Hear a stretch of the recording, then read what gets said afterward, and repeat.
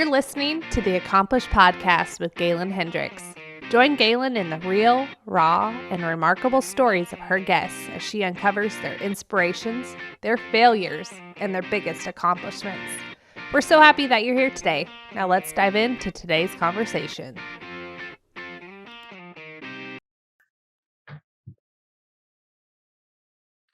Well, hello, Richard. How are you today? I'm doing really well. How are you? Okay. Great as usual, but better now that I'm talking to you. Now, I want to start this episode.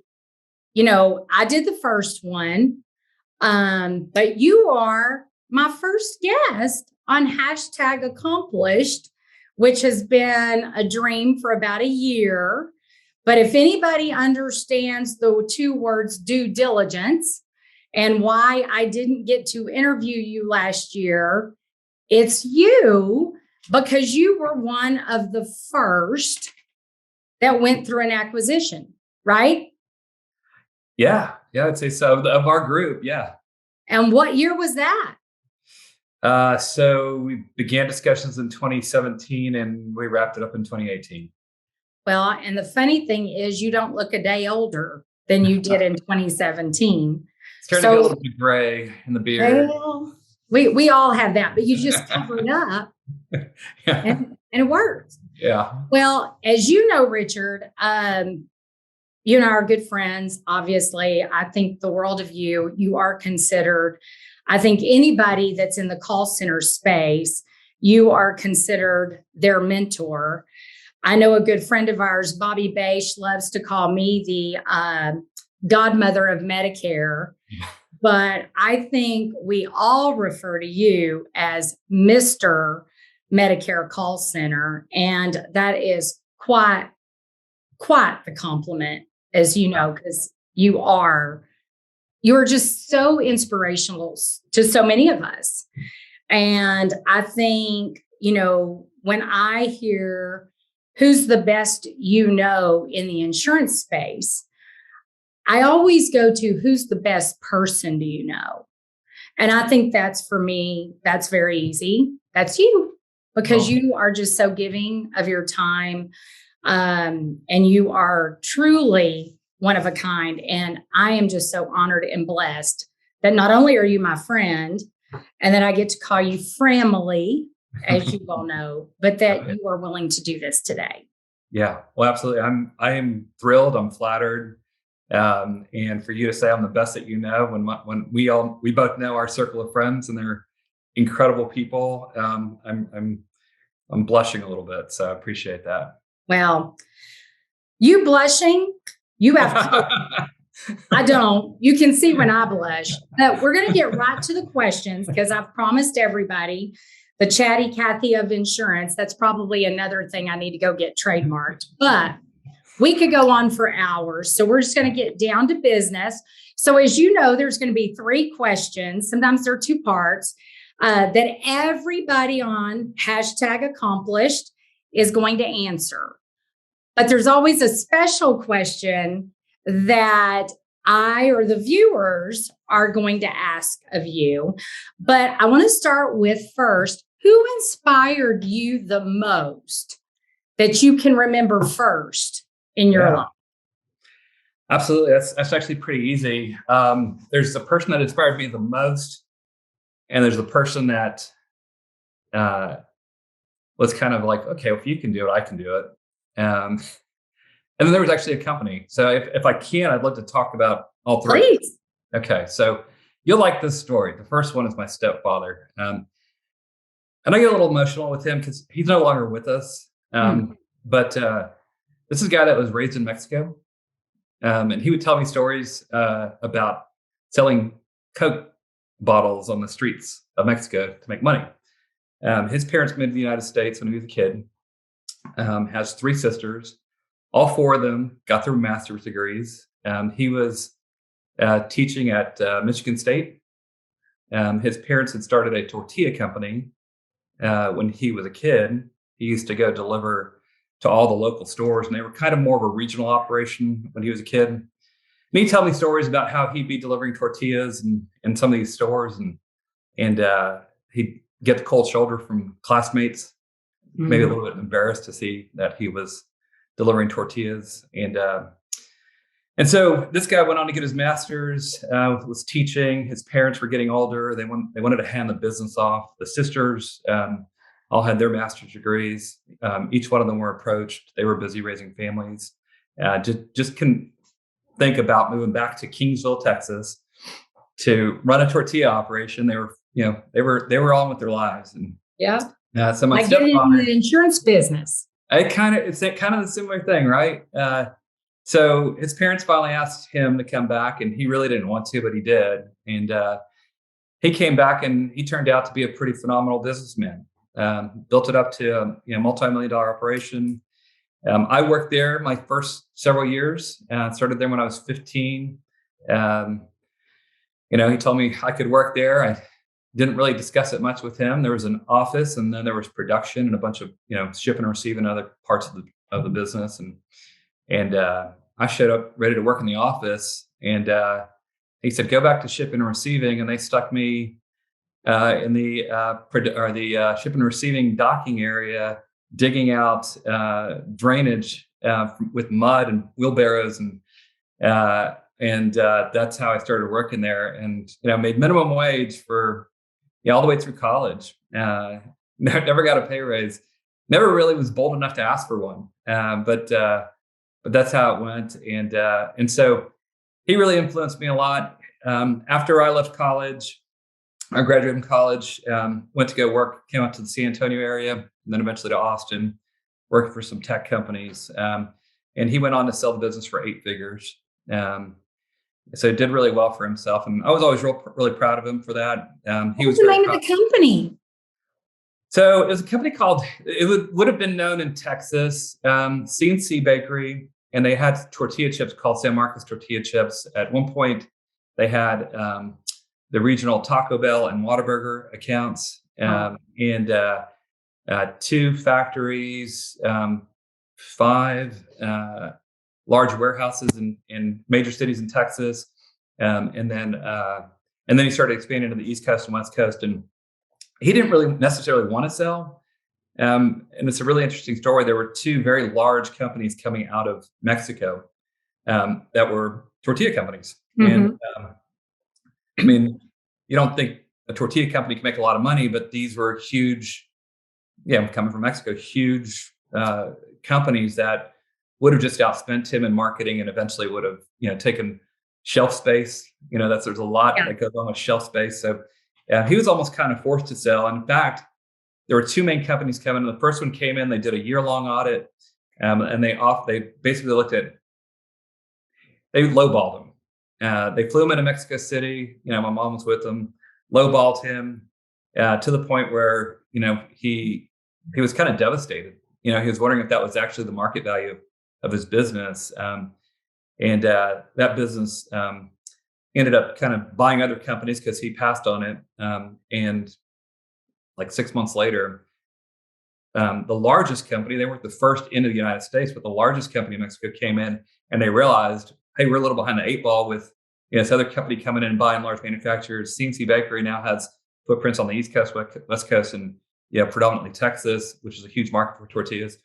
And they gave him a huge offer, and he took it. Just going from a guy in Mexico selling Cokes as a kid to getting his master's in the United States to building out his parents' business and selling it for 8 figures, it's hard for him not to be inspirational. Exactly. Because if you've ever been to Mexico, you've seen those kids. Oh, yeah. And what the visual that just went through my head is how many of those little kids did I see that could grow up to be that guy, you know? And I think the other thing that's great about it is when you start off and you say it was your stepfather. My husband considers his stepfather to be his father, for all intention purposes. When you talk about him, you do glow. And I think that that's really exciting. And, when you said the comment, you don't think there's a lot of business in tortillas. Well, They don't live in Texas if they think that, because Yeah. you and I have a secret plan when we retire. Jake Bailey thinks he's getting me. Really, you and I are going to go open a Mexican restaurant in Hungary, in Budapest specifically. Richard and I love to go find Mexican restaurants everywhere we've traveled together, and we've never really have found a good one. It's probably supply chain issues. Well, they just don't know how to do Tex-Mex. I mean, they copy California Mex, fine, but it's not hard to do that. I know I'm going to offend somebody. That wasn't Richard's comment. That was mine. So if you want to send hate mail, send it to me. Well, so now who would you say inspires you the most? So my stepfather obviously was the first, and he I never really thought I could do what he did. I mean, maybe I did. I kind of did, but I was like, I don't even know where to start with all that. So I went to go work for other people. My brother did not finish college, and he got in the restaurant business and worked his way up. And extremely hard worker. He was very well respected in the restaurant industry. Moved up into a manager position for P.F. Chang's, back in the day when they were just kind of to open up here in Texas. And as a manager, he had to set schedules for employees. And it was very cumbersome. It took, half a day on Sundays. Mm-hmm. And then they had issues with everybody coming in to check or calling in to check their schedule. So he was on the phone a lot, over 100 employees checking their schedules. And then they had to tell them, you can't call anymore, you have to come in. But it was here in Austin, Texas, and it was kind of Northwest Austin.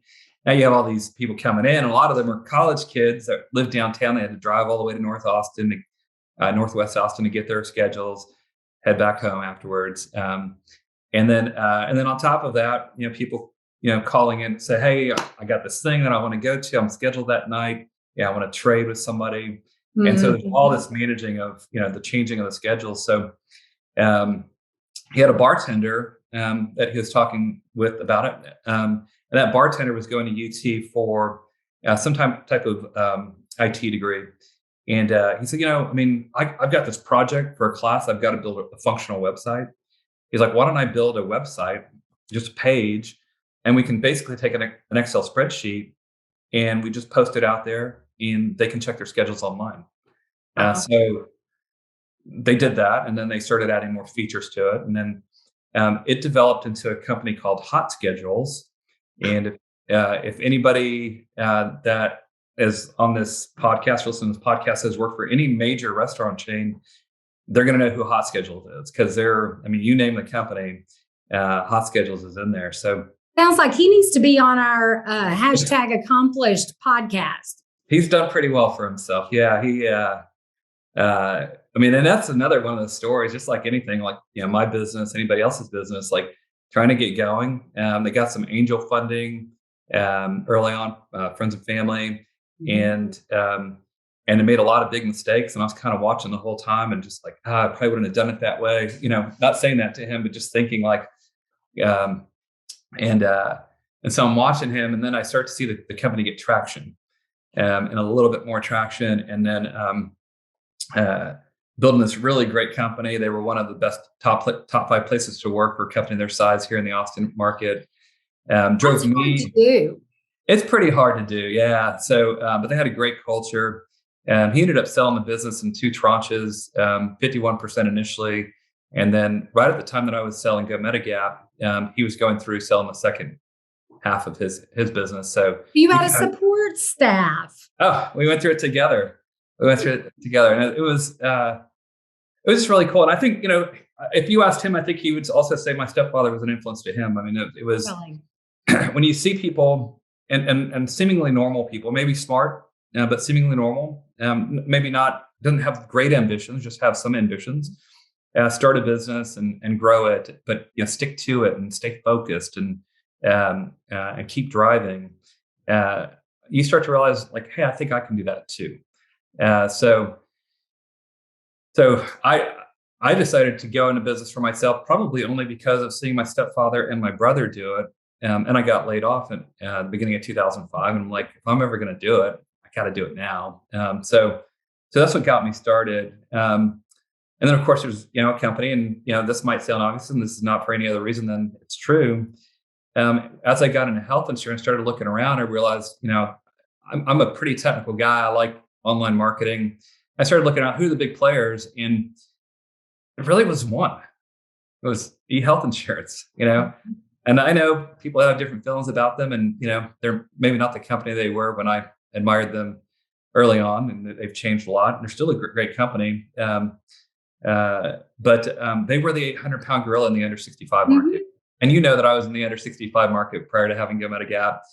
I competed against you, which was hilarious. Yes. I remember we talk about this when we're having drinks. It always comes back up. But I remember Taylor walking across the hall and saying, "Do you know a guy by the name of Richard Cantu?" And I said, "Other than he's probably written every Unicare policy in the state of Texas, no."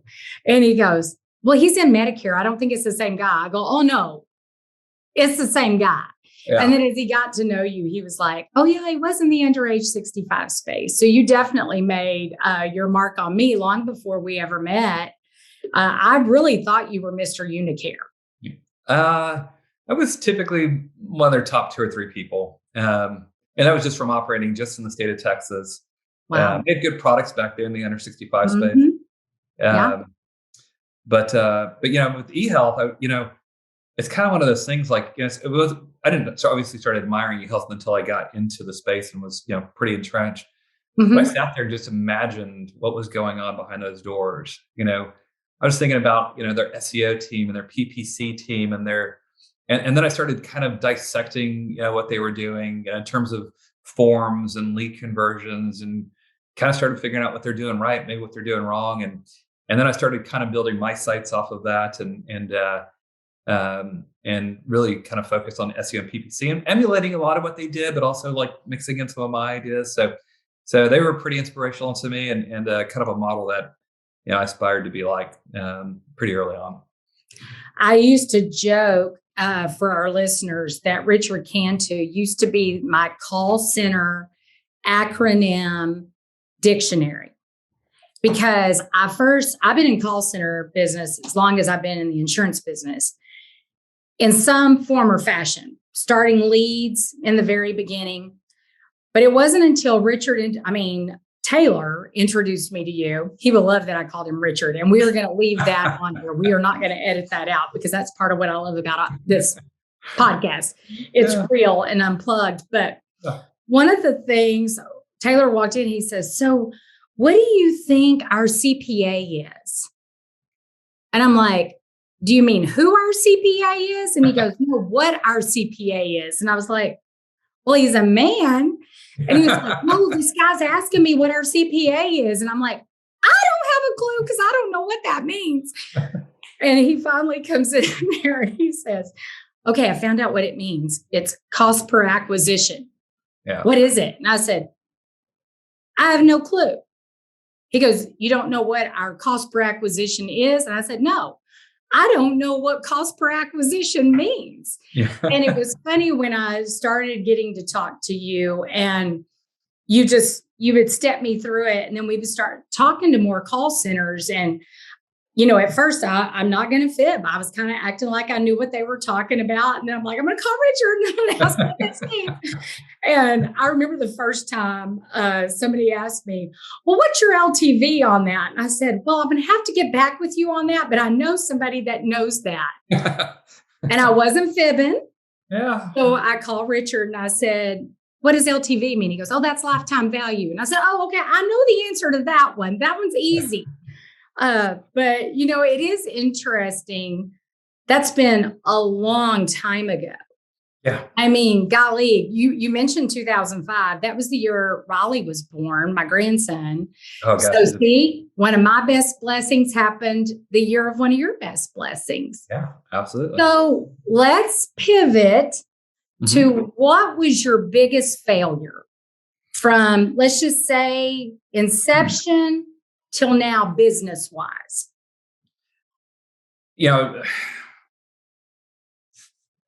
I wouldn't say I've had a biggest failure.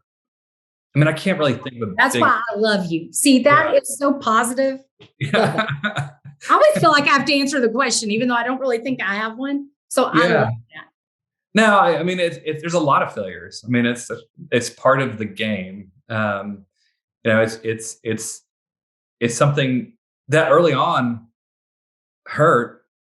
I mean, it's. I love how, and we may talk about this more, but I love not just what you make in this, and you hear these little memes and whatever else, but it's not what you make in this business; it's what you become. Mhm. Like the way that I think about things nowadays versus the things I thought about early, like Mhm. failure was like, should I go on? Um, and now failure is like, I anticipate it. There's going to be some failures, Right. and it it encourages me, because every time there's a failure, I learn something. Well, because you've been And down so, that road. And I think when you're a doer, you're a doer. yeah, And failure to some people, I had a friend tell me this not too long ago. She said, you are such a happy person that when someone says, did you fail at that? You always come back and say, no, I learned from it. yeah, yeah, exactly. And she said, I think it's easy for you because you've had some of those. But she said, I think when it's your first time, you're like, oh, and I was like, and I do remember the first one. And I remember it probably like you do, but I think you and I we're cut from the same cloth. We talk about this all the time. Yeah, I think we look at that as just a positive thing. yeah, That negative is what creates the positive for yeah. us. Absolutely. Absolutely. I mean, I've learned a lot, and I'm able to apply it in other ways now. I mean, I'm much more patient with my kids. I've always been patient with Sally, You're but like the best husband on the planet. If our listeners don't know that, he is. But he also has, it is Valentine's Day today yeah, that we're shooting this.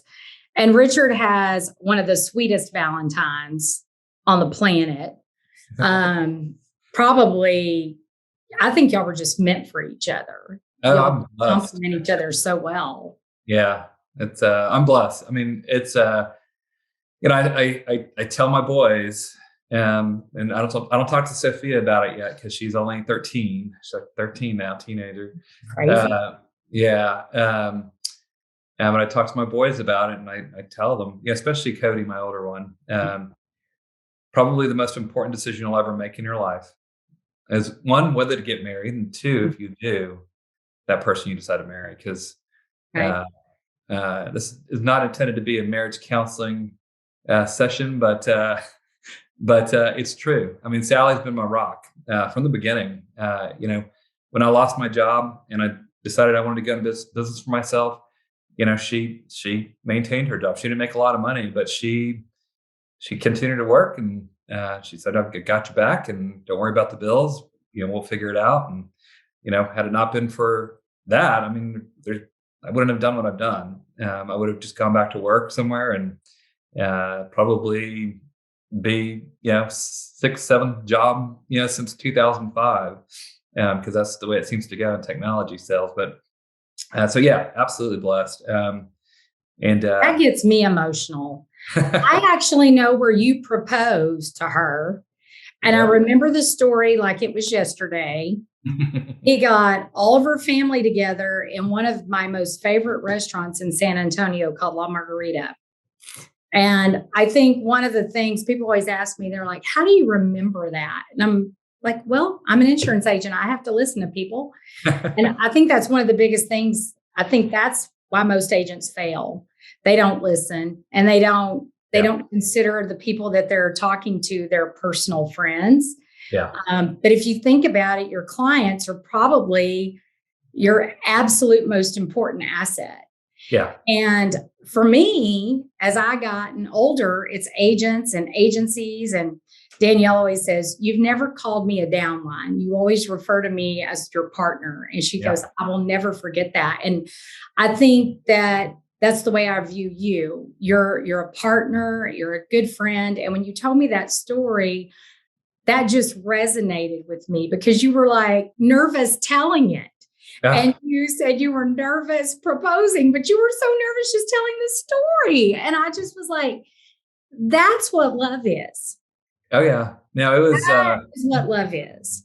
I was 4 margaritas in, got on my knee, barely a whisper came out. I think Oh gosh. the only clue she had was I had a ring in front of me.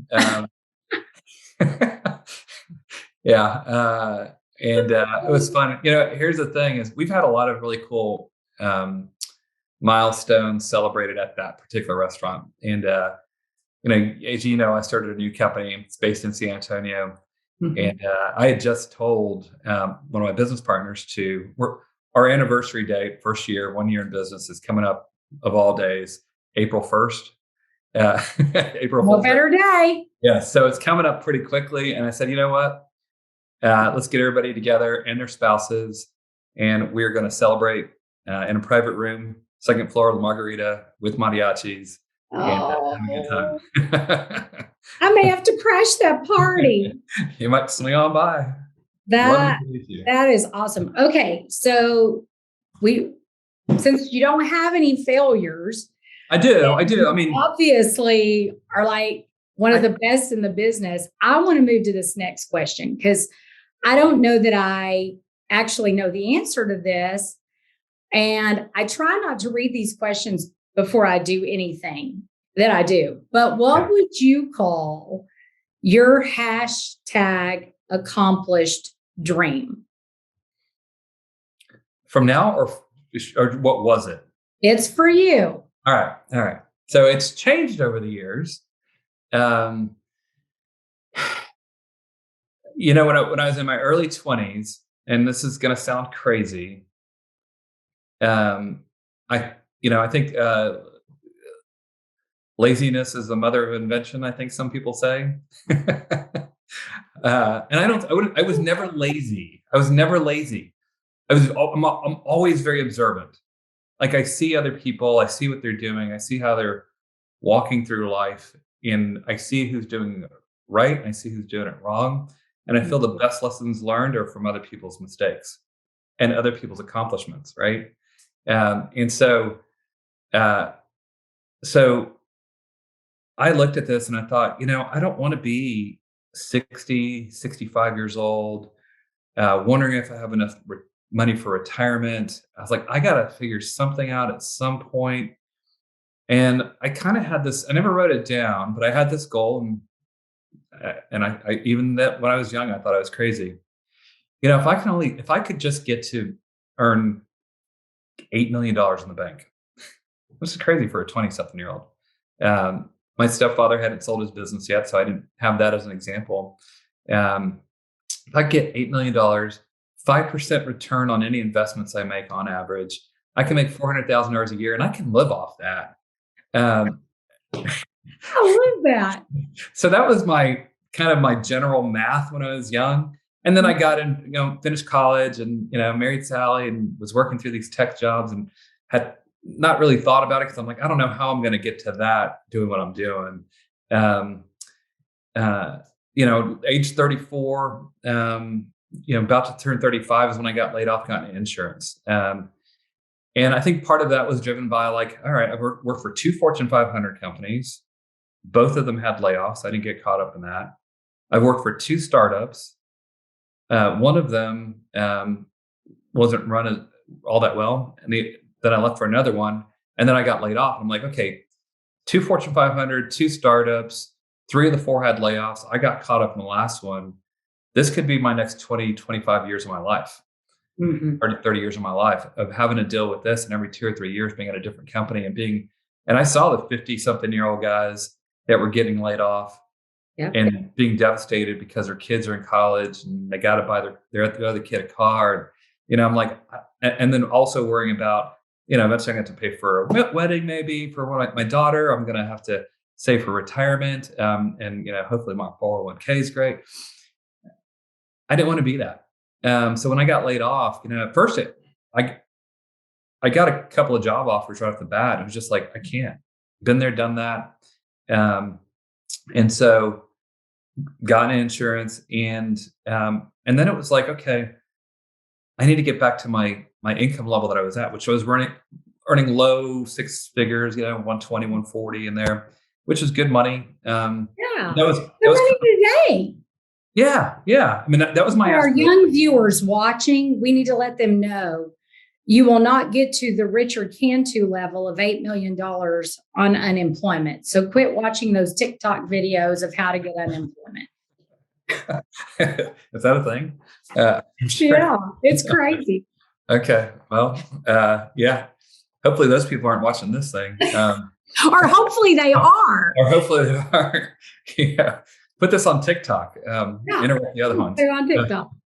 Yeah. So that at that point it was okay. I just got insurance. How do I get to six figures? And then when I get there, I don't want to retire at a young age, which was my goal when I was in my 20s. Mm-hmm. I wanted, because I was starting to realize I can enjoy this work, and I do. I'm some people call me a glutton, but I love business. I love, especially when you do it right. And so it was, how do I do this? Make six figures, 40 years, and then maybe make more over time. Build an asset, bring my kids into it, lifestyle business. And then over the years, it just was, building the business, and more income would come in. I'm like, I don't really need that income, so let me reinvest in the business and kind of growing it. And then when I started getting my 40s, pre-acquisition, kind of mid 40s, there's a company out of San Antonio called SWBC. They're big sponsors of the Spurs. Very large private company, insurance and financial services. The same two owners from the beginning, partners. Kind of read their story and came to understand what they were about. And they were great life insurance sales guys. And then they started an agency, and then they started an insurance business, and then they started adding in financial services, and now it's just a whole group of offerings, and they've done really, really well, and they keep growing, and they and I just thought, I'd love to own a very large private business, and so there were drivers to continue to grow the business. Of course, as you know, I had a business partner, and I was hoping that that's where we could end up. And so it was, how do we become like SWBC? Let's keep growing the Medicare supplement side of our business, but let's consider adding in different products over time. There have been some considerations of maybe starting our own product at some point, but that was probably the last dream that I had. Now the dream is, recreate in a lot of ways what we had at Go Medigap in a completely different industry. And so far so good. I mean, we have an outstanding group of people. We have an awesome culture. We're causing a lot of people in the roofing industry in San Antonio to be concerned at what we're doing. I bet. I've seen the billboards. Yeah. So, and I'm having a lot of fun. It's been really cool. I can tell your face is on fire. So my question for you, and you started down the road. I didn't think you were going to go down that road. That's why I like these being unprepared, unrehearsed, because I think it really does show that people that are accomplished and people that do want more out of their life, and they have dreams and they see them. I can tell you that an $8 million figure never came into my mind, but there was always this, I just want $1 million in the bank. And I told Dan when we started this company, I said, I guarantee you in 3 years, I'm going to have $1 million in the bank. And I remember when we hit it, it was way before the 3 years. And he said, well, now what? And I said, oh, I've got them. I have a list, because I wrote them down. But we have listeners on this call that sometimes doubt me. I know, right? No one should ever doubt me. But what would you say to somebody right now that had questions about the underage 65 business, and they were teetering between doing both? Now, I know what I think about the T65 lead right now, and I know you've been doing this roofing thing for a little while, but there was time when the T65 lead was the best bargain ever at open enrollment. I mean, you didn't think it could get any cheaper. Yeah. Well, from some of your friends, you probably heard this last AEP that it was the most expensive lead because everybody was chasing it. What would you say to that person that said, hey, Galen keeps talking to me about getting into this underage 65 market, and I keep thinking I might. What would you tell them? I think there's a lot of opportunity in it. And I think I might have mentioned to you maybe a year ago or so that if I were to get back into insurance, I think I might be more compelled to get in the under 65 market again versus getting. Now listen.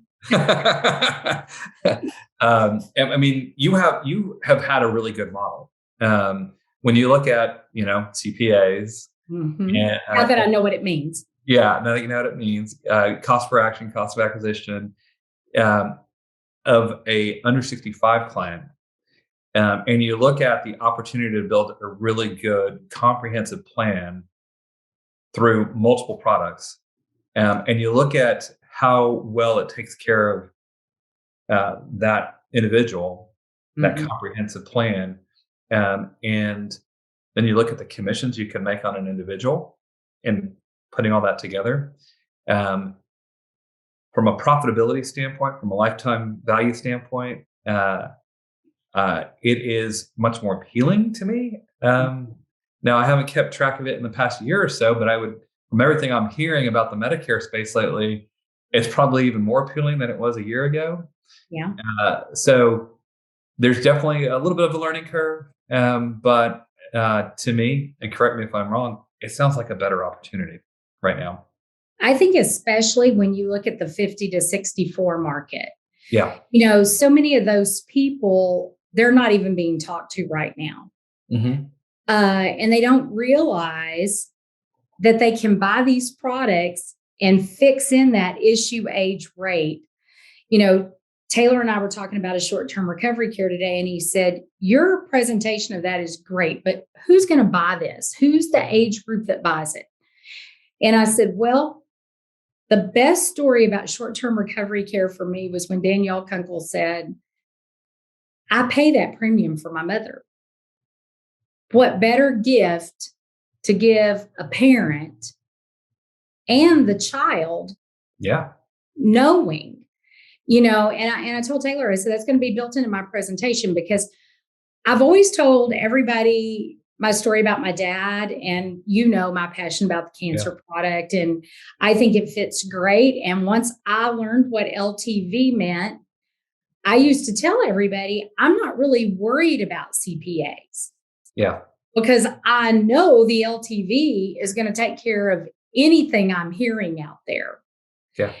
And so that's kind of how the bundle became what it was, because I just saw it more efficient, and I didn't go to college, but I learned a long time ago that if you can keep one person on the phone and you can keep them buying from you, it's like the best slot machine on the planet.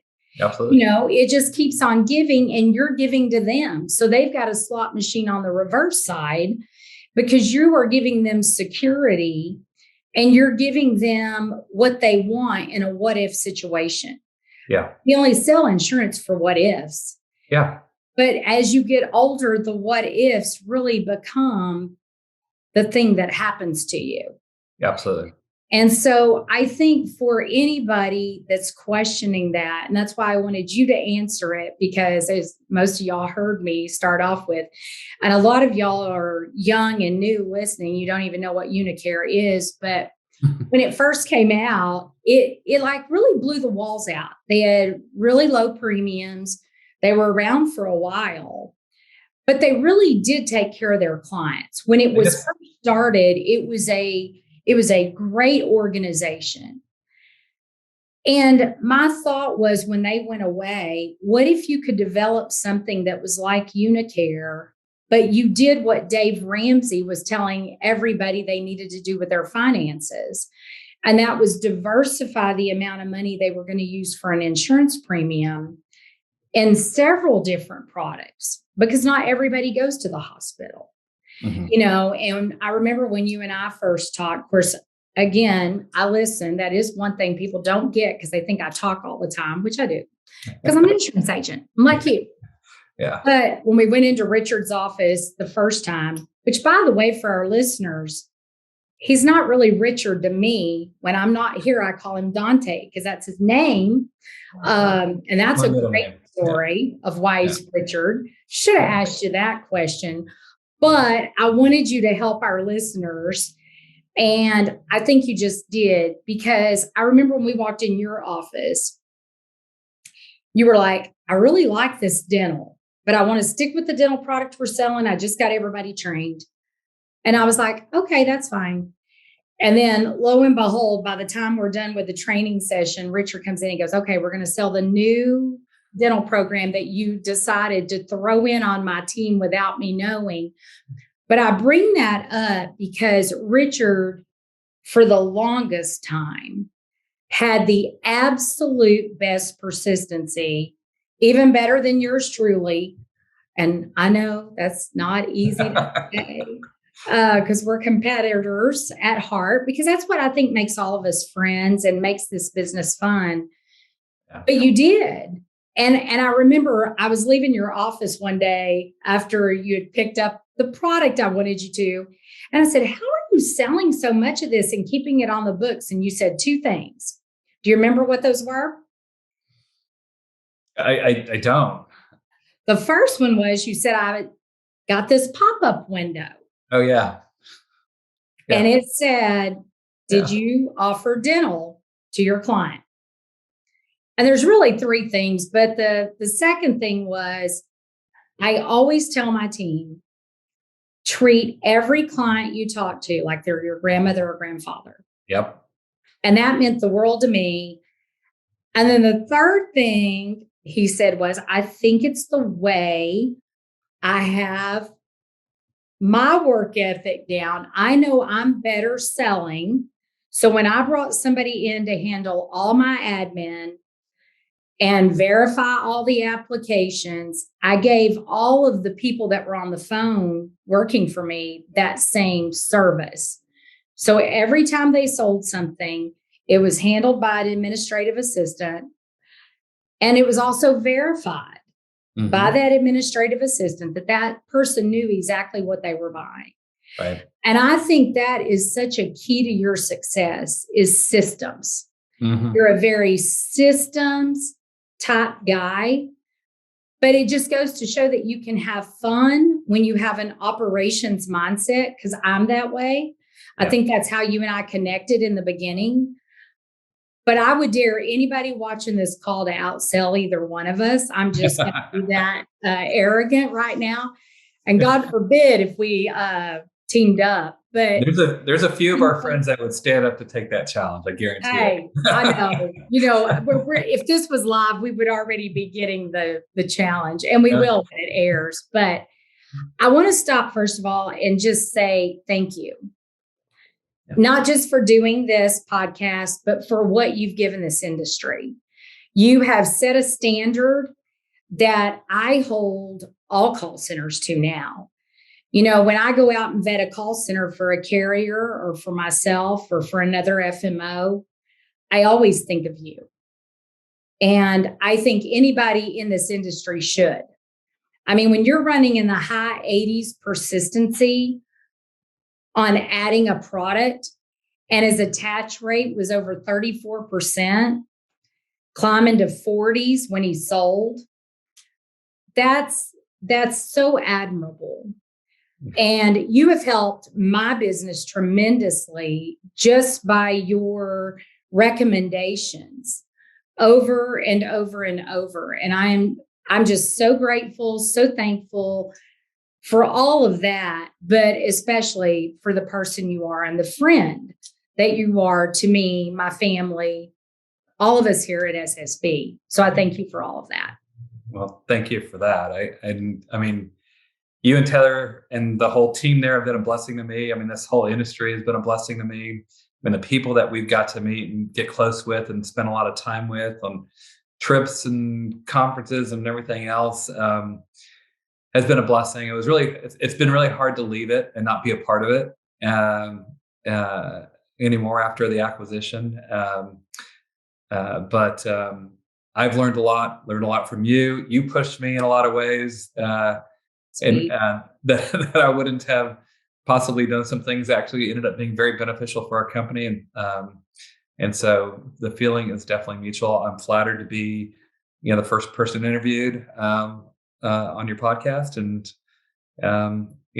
I love that we're staying friends, even after I'm out of the industry. I know I need to be that party crasher on April 1st. I can put that on my calendar. Margarita. It'll be second floor, private room. Well, Thank you again, friend, for doing this. I know we went long, but I think it needed to go long. And that's why I like being able to do this. There are some people that are only going to talk 30 minutes, but everything you gave today is going to help somebody. And, I think you and I both can say that's why we're accomplished, is because of all the help we've had along the way. And so my prayer is great success for you in this future endeavor. It seems like you already are there. Yeah. And I also would like for you, before we close, to tell us where people can find you on social media. You're not going to find me on social media. Maybe Facebook under Dante Cantu, but he's there. I'm kind of like, what's the guy's name? Burrow. Was it Joe Burrow? Joe Cool Burrow. Oh, yes. Super Bowl guy yesterday. Poor thing. I think they asked him to kind of guide younger aspiring football players, and he said, work in silence. All that social media stuff you need to do. This is helpful for a lot of people. It's not really my thing. I've always been kind of a behind the doors kind of.